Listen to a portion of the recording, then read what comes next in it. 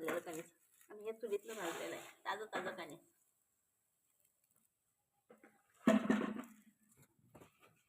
मंडळी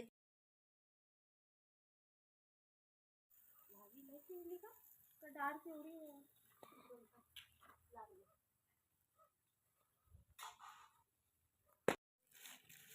हे बघा मंडळी कणीस आम्ही चुलीमध्ये भाजत आहोत.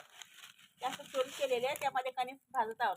आत्ता शेतीतून तोडून आणलेले कणस आहेत ते असं छान पद्धतीनं भाजून घेत आहेत. भाजून झाल्यावर कसं भाजलं गेलं ते मी तुम्हाला दाखवणार आहे. असं भाजून खाल्ल्यावर खूप छान लागतं हे कणीस आणि ताजी ताजी कणसं आहेत शेतातले. ते बघा पाल्यासकट आम्ही भाजलंय. पाला थोडाही तोडला नाही, पाल्यासकट आम्ही चुलीमध्ये टाकलेला आहे. भाजून झाल्यावर दाखवणार.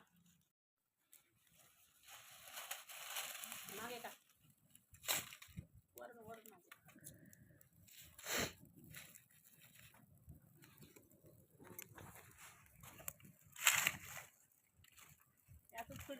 त्याच चुलीवर कणस भाजत आहेत. पहिले आरमध्ये टाकले होते, निखाऱ्यावर कणस भाजून घेतले थोडंसं. आता ते पाला जळण्यासाठी असं आम्ही भाजत आहोत. एकदम छान खरपूस पाल्यासकट आम्ही कणस भाजले होते मका. हे बघा हे असं भाजलंय. आता भाजून झाल्यावर हे असं पूर्ण हे बघा 3 टाकले होते ते छान पद्धतीनं भाजले. पाला काढून पूर्ण एकदम छान होतं. हे खूप छान लागतं. हे बघा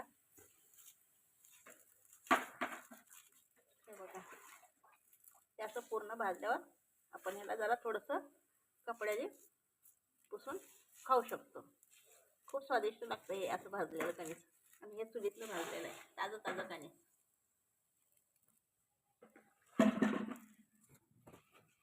मंडळी